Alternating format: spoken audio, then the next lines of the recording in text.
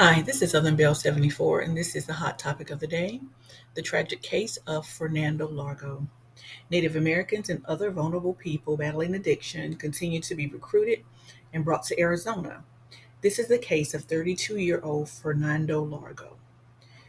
Why was he, a New Mexico man, found dead in Mesa, Arizona, when he was supposed to be getting treatment? He wanted to get sober and turn his life around. Instead, he died of an overdose, and due to circumstances around his death, his family wants closure and someone to be held accountable.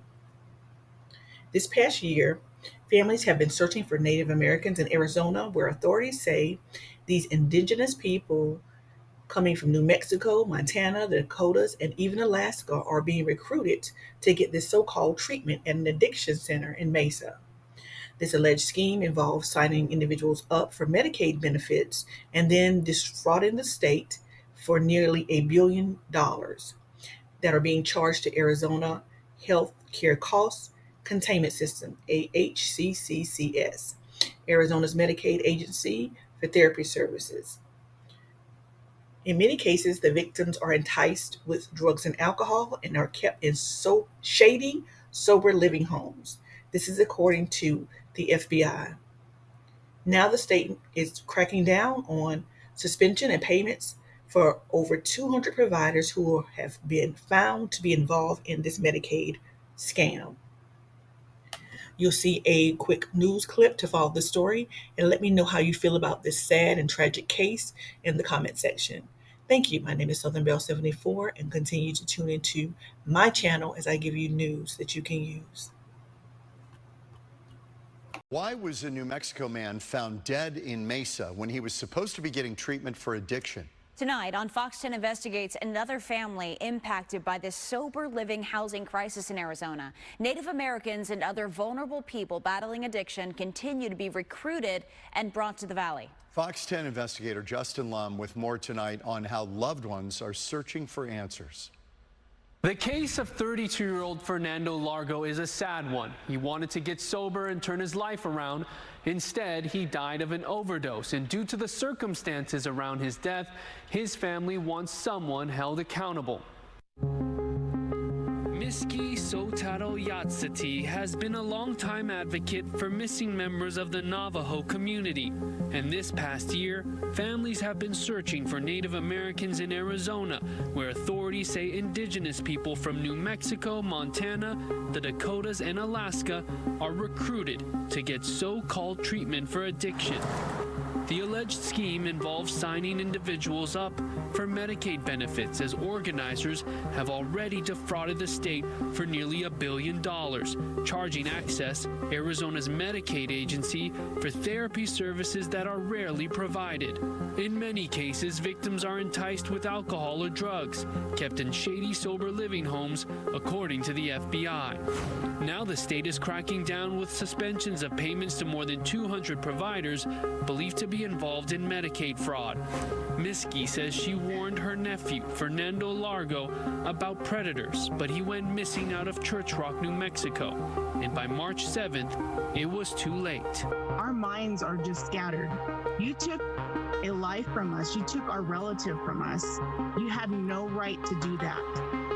And for us that are advocates, I guarantee you that we are not going to stop looking for a relative. Did you have any inkling that he would be found in Arizona? I did suspect it, and also his mom did too. She suspected that because she did get some mail, and his last location with his phone call was in Arizona. Mail that Priscilla Largo received came from Access, Arizona's healthcare cost containment system, and the Department of Economic Security, requesting more information. Fernando's mother does not know if he ended up enrolled in Arizona's Medicaid program. Are you very confident that your son Fernando is a victim of the sober living scheme? Yes, I believe so. It's unknown who picked Fernando up after he told his mom he wanted to seek help. And he says, "Mom, I love you so much that, I'm really thinking about changing." But phone calls slowly stopped after he arrived in the Phoenix area. That's so strange that after him being so happy and all of a sudden I don't get another phone call. Fox 10 obtained the police report on Fernando's death from Mesa PD. On March 7th, just after 6 that morning, police responded to the Regency Inn near Main Street and Alma School Road. Just 2 days prior, Priscilla says her son left one last voicemail and sounded like he was under the influence of drugs. I know there was somebody talking in the back, but I couldn't hear him. It was very low. The police report says the man who called 911 reported that Fernando overdosed inside room 108. Officers found him lying flat on his back, and medics pronounced him dead at the scene. Mesa PD says the room was rented by a sober living company called Opportunity Changes Communities, located 3 miles away. Why put him in a motel if this is a legitimate treatment center? It should be a facility, not a motel. According to the Department of Health Services, Opportunity Changes Communities is licensed as an outpatient treatment center. DHS approved the facility near Country Club and University Drives to provide behavioral health services and adult counseling last December. We reached out to Opportunity Changes Communities regarding Fernando, but were told no comment. The county's medical examiner determined Fernando died due to combined effects of fentanyl, methamphetamine, and alcohol intoxication. The manner listed as accidental. Mesa police closed the case. How does that make you feel to know that police have closed the case? I still think this is a criminal case that needs to be investigated more. If he was left with all those drugs in his system and left alone in a very run-down motel room, somebody's at fault for that. Who left him there? Police say an employee for Opportunity Changes Communities last saw Fernando when she brought him food the night before he was found dead.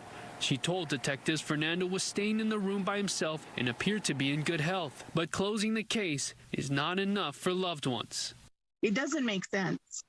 There's so many questions that we need to have answered. We reached out to Mesa PD about the case, asking why it's closed. A statement reads in part, quote, after looking at the scene in conjunction with video surveillance as well as the final disposition from OME listing the manner of death as accident, the case was closed because there was no foul play suspected. I'm Justin Lum for Fox 10 Investigates. If you have a tip for us, email Fox 10 Investigates at fox.com. and see all of our reports. You can do that. Just scan the QR code on your screen.